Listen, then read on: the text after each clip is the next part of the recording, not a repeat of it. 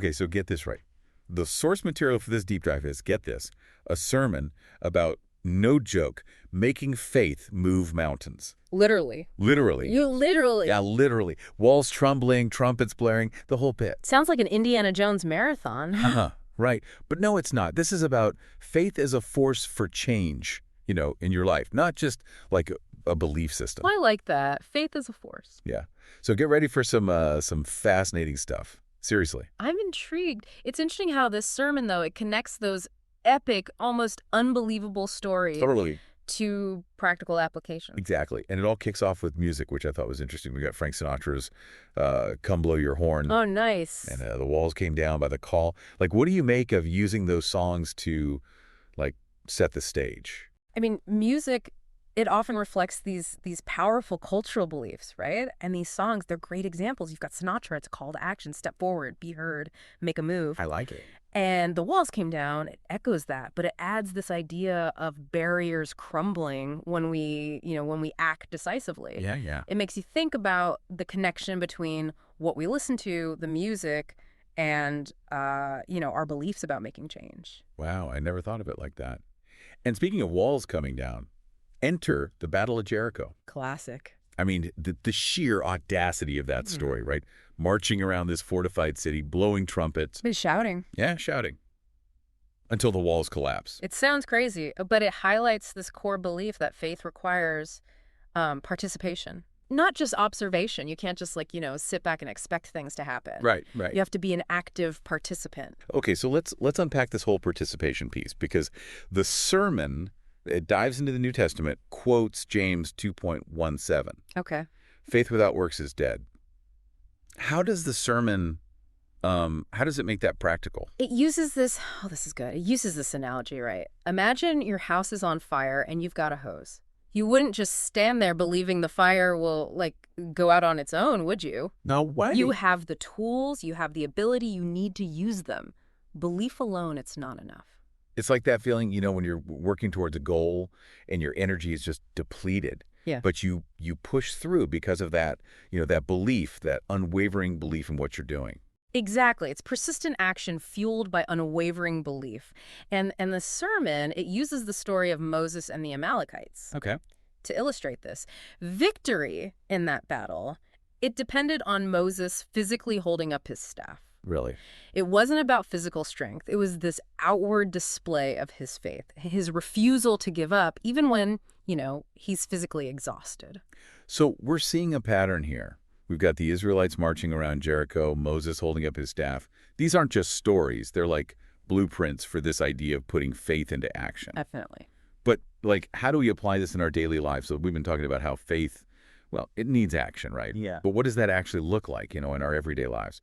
Thankfully, this sermon, it gets, surprisingly specific. Yeah, it does. It outlines 3 actionable ways to really bring faith into your life. It even calls them, wait for it, practical applications for daily victorious living. Daily victorious living. Okay. But you know, right? Almost like a faith-fueled to-do list. I like that. It takes this monumental concept of faith and breaks it down. Totally. So what's number 1 on the to-do list? So the sermon, it calls this first one daily action, basically incorporating those physical expressions of your faith, into each day. Okay, but give me some examples. What does that even mean, physical expressions of faith? Well, it could be as simple as starting your day with a moment of reflection, or maybe gratitude. Okay. Or even engaging in a spiritual practice, whatever that looks like for you. So it's not about these grand gestures, right? It's more about those consistent, intentional actions. Exactly. The things that truly reflect your belief. Precisely. It's aligning your actions, all of them, with those deep down convictions. Yeah. Making them a natural extension of your faith. 100%. It all comes back to faith in action. Right? Yeah. Not just a thought, which, speaking of action, that leads perfectly to the second application. Yeah. This is engaging in acts of service. How does serving others connect to faith? Such a good question. So the sermon, right, it suggests that serving others, it's one of the most tangible ways to really, manifest your faith. It's about taking your beliefs and putting them into action, but for the betterment of others. Walking the walk, not just talking the talk. Yeah, you got it. It could be like, volunteering Yeah. or helping a neighbor who needs a hand or even just being there for a friend, who's going through a rough time. It's about recognizing that faith, it's not confined, right? It's not in a box. It's about, living it out in how you interact with others. This is so practical. And Yeah. it makes you realize, like, wow, you could find opportunities, to serve others every day. Every single day. No matter Absolutely. where you are.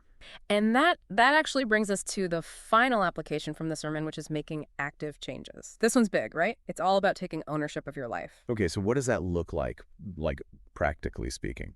It means like identifying those areas, in your life where you want to see positive change. And then, and this is key, taking those proactive steps to actually, make it happen. It's about recognizing that you're not like a passive observer in your own life. Right. You have agency, you have power, and your faith, it can empower you to make those, those positive changes. That really resonates with me, that whole idea. Like, I used to be someone who waited for things to happen. Yeah. And then I realized, like, wait a minute, I have the power to make things happen. Yeah.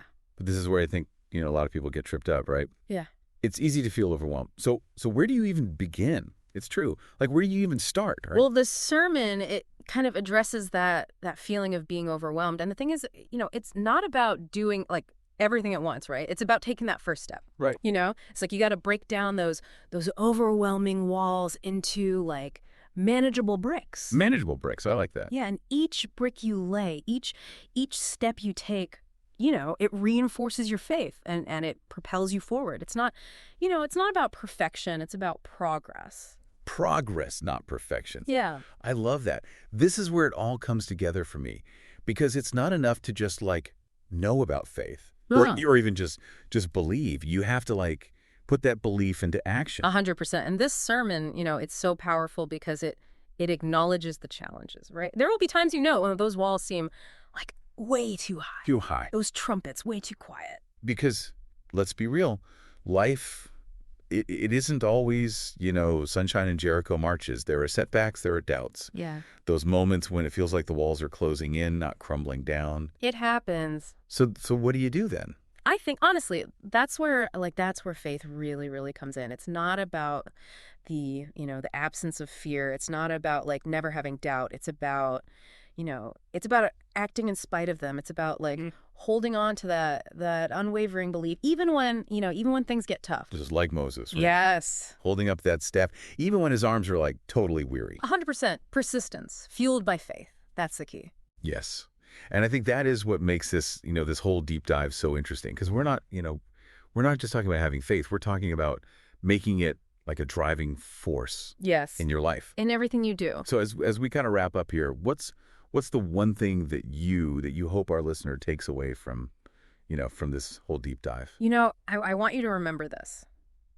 You're not a passive observer in your own life, okay? Yeah.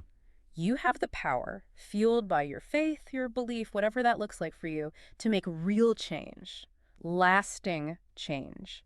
And it might start small. It might be a whisper, a prayer, just a single step. Right. But those small acts of faith, they have the power to bring down the most, formidable walls. I love that. So, listener, if you're facing that metaphorical wall in your life, what's your Jericho march? What action driven by your faith, by your belief, can you take today?